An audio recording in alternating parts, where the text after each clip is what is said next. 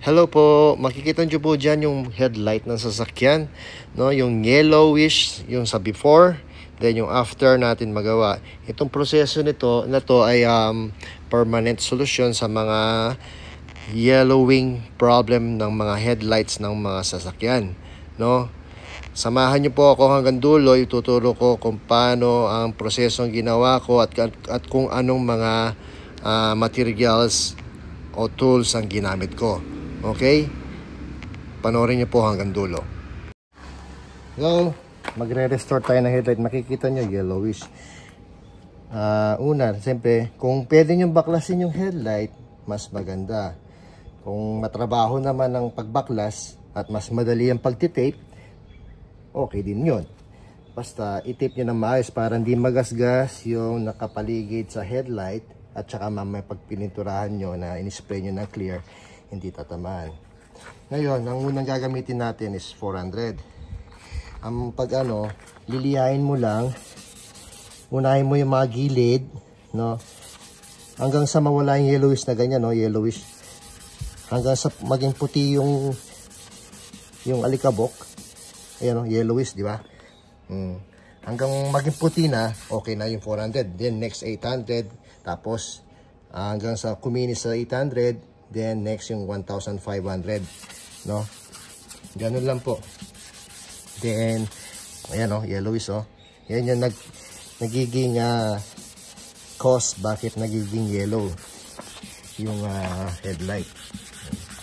Then ito, permanent solution po ito. No, kapag nagawa ito, hindi na katulad dyan, diba? O yan, oh, medyo puti na. Nagawa ko na yung ng 400 yan. Oh, puting-puti na siya. Mamaya 800, titirahin natin 800. Ito, nakikita mo yellowish pa rin, diba? Oh. So kapag nawala na yung yellow na yan, pwede ka nang tumigil. Tigilan mo na yung 400. Okay? Mamaya. Yan, medyo nagiging puti na yung pero i-check natin. Kung wala kayong blower, pwedeng basahan. Wipe ng tuyong basahan muna, no? I-blower.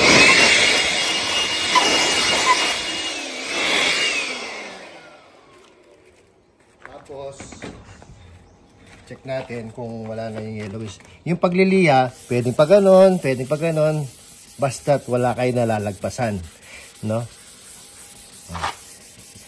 Tingnan natin. Oh, wala na. Puti na siya. So, ibig sabihin, okay na yung 400, number 400, no?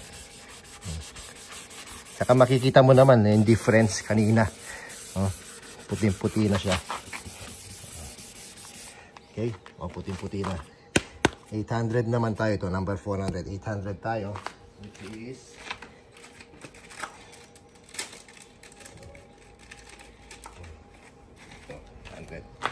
Ali, isang set po ito. So, isang set. Sa isang supo, tatlo. 400, 800, saka 1.5. Yan. Yung 1.5, recommend ko with tubig kapag nilihan nyo. With tubig. Itong dalawa, dry ang recommended ko. No, yung 400 saka 800. Okay? Ulitin natin mamaya. No? Ito, tapos na sa 800. Yung tunog niya, paparamdam ko sa inyo para alam mo kung okay na. Medyo tahimik na. Yung pino na mararamdaman mo sa kamay mo na makinis na. Namatay na yung gas-gas nung 400. No? Rinig ko naman sa inyo yung hindi pa nagasgas ng 800. 400 pa lang to. Tingnan nyo ang ingay. Oh, diba? At saka, medyo mabigat sa kamay. Mararamdaman mo yung magaspang siya sa kamay. At saka yung tunog. So, yun ang basihan kung beginner ka sa pag-restore ng headlight using clear coat. No? Yung ganitong proseso. Ito, sandpaper din po to, no? Sandpaper to, at pwede ka naman bumili ng sandpaper na ganyan yung number, no? Yung mga nabibili sa mga auto shop kung nasa Pilipinas ka. Kung nasa Japan ka, ito yung mas magandang gamitin, no?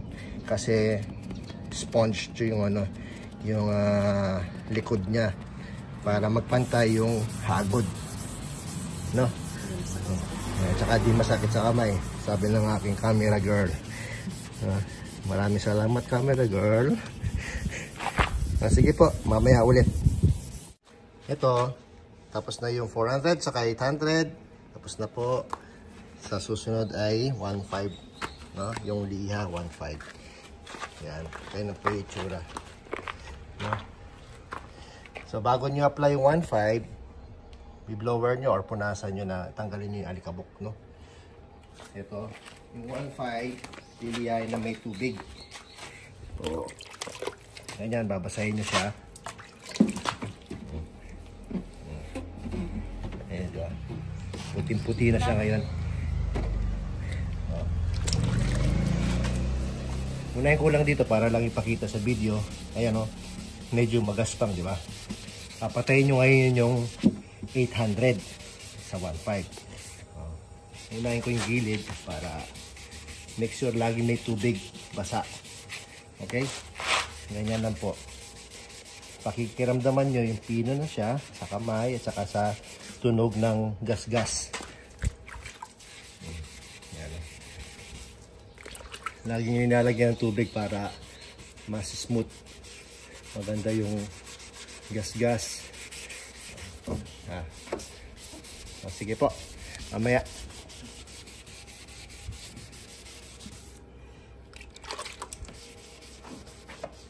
So after nating niliha ng 1,500,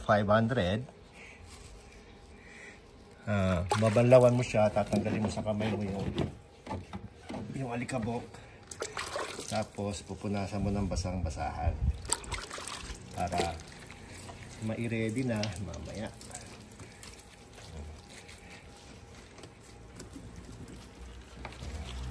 Punasan mo rin yung bumper, yung matalsikan para wala yung alikabok at saka hindi madumi.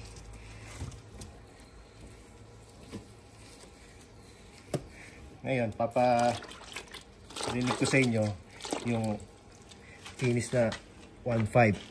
Yan, o. Parang pinong-pino, parang kumakapit na yung, ayan, o, kumakapit na yung liha. O. Yeah. Tsaka yung kamay, o. O. Ganon. O. Ganyan po, no? Okay.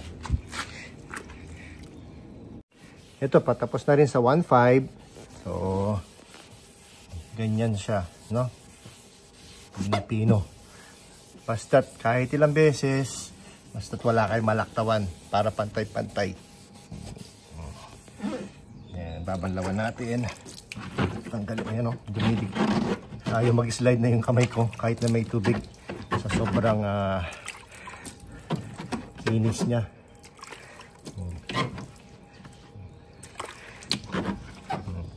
Tapos punasan ng may basahan na basa.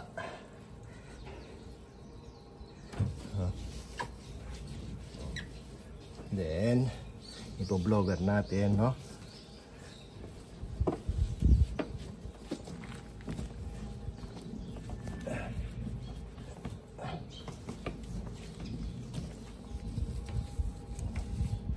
Blower natin para mawala yung tubig sa sigit.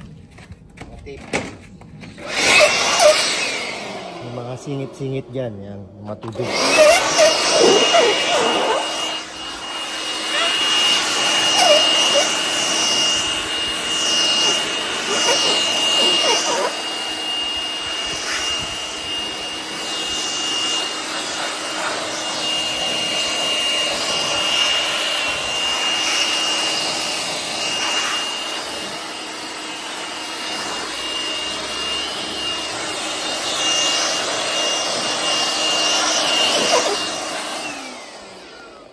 Tapos,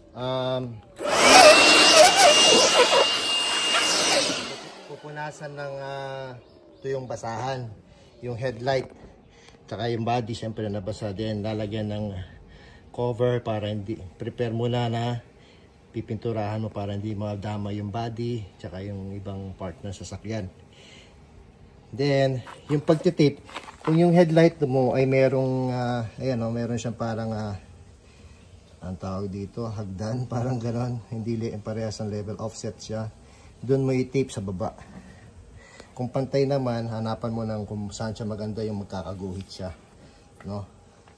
Then dito, mga singit-singit, maganda yung nung makakapasok yung tape. Then, gamitan mo ng spatula or something na para maidikit mo doon. No? Ganun din sa iba. Tapos, doble yung tape ko. So, usually, after mo niliha, papalitan mo yung tape. Yung sa akin, hindi. Maganda yung pagkakatape ko, kaya okay lang yan. Safe siya. Pero mas kung kabado ka, palitan mo yung tape bago mo siya pinturahan. Yung sa akin kasi okay naman. No? Dati kasi tayong pintor dito sa Japan. No, pintor ng mga bahay. Kaya sanay tayo sa mga ganyan pagtitape. No? Punasan ko lang ito yung basahan. Kikita nyo. Ganyan yung ano. Yung finish ng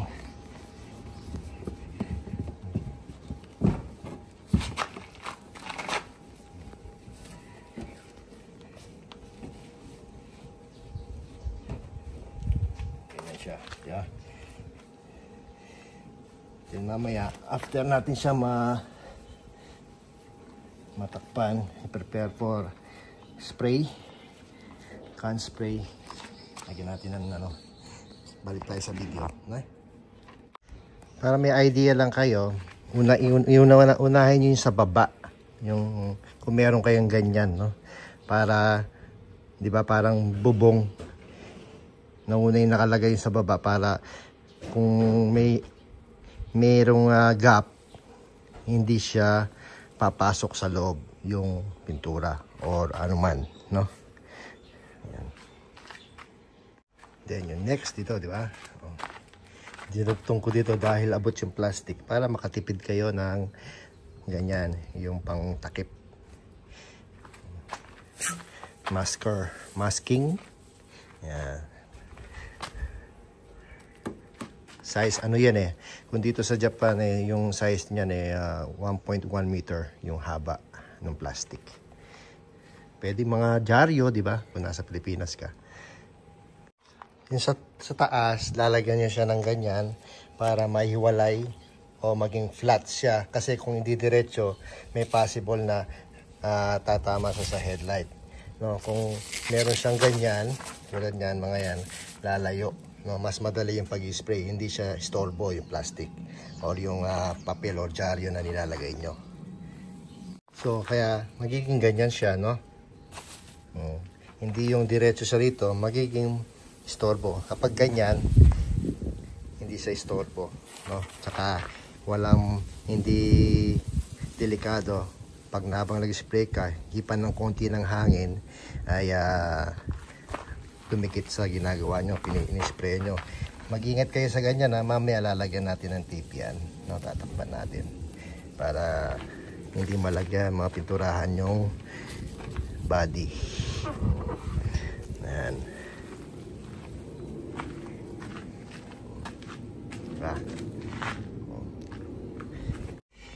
Then bago nyo sprayan, ito pinaka-importante. Dahil baka naawakan nyo yung pawis nyo, di ba? May mga oil or mga silicone yung headlights. Bago nyo spray ng pintura, kung meron kayong hand sanitizer na alcohol,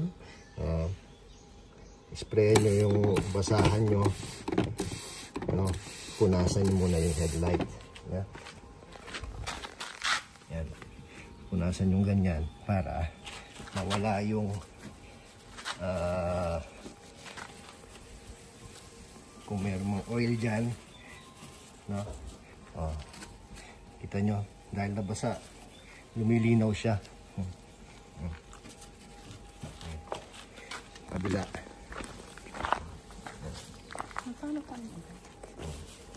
Siyempre, habang nagtitape kayo, accidentally mapunas, hawakan nyo na ng kamay, may oil kayo or meron kayong lotion sa kamay, mapupunta doon. Kapag in-spray mo, papangit yung portion na yan. Kaya importante ito. Okay, yan. Then after 5 minutes, spray natin.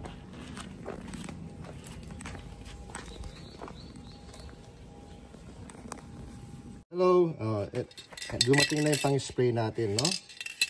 Huwag kakalimutan dahil meron siyang hardener. Ibabalik mo lang to doon, no? Para baliktad mo, no? Para mag-push yung hardener. Yan, no? Diba? Then, mix nyo ng maayos bago nyo spray. Okay?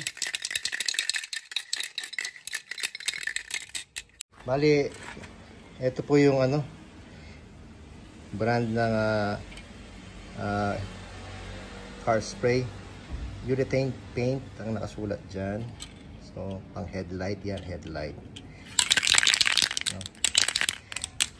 I-spray po natin, sisimulan yung mga singit, mga gilid, bago yung Saka sinilong natin. Medyo umambong kanina. Buti na lang may bubong dito.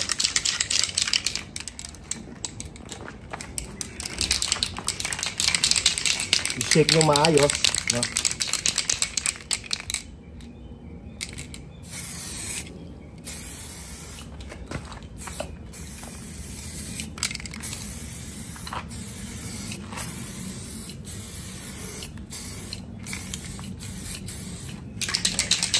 First coating yon. At least 2 coating. Then after 5 minutes, second coating. Ganoon din sa kabila.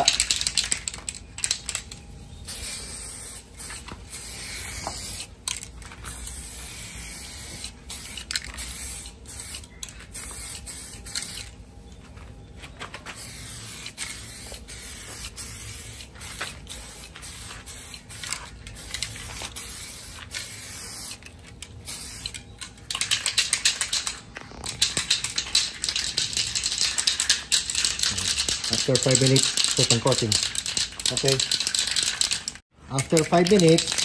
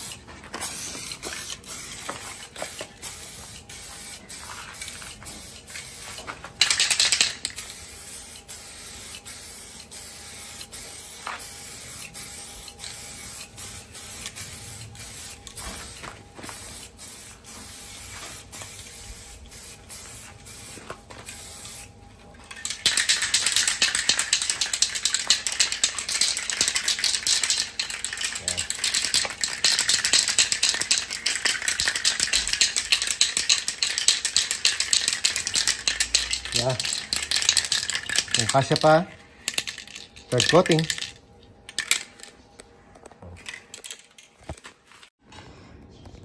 Ayan po ang resulta.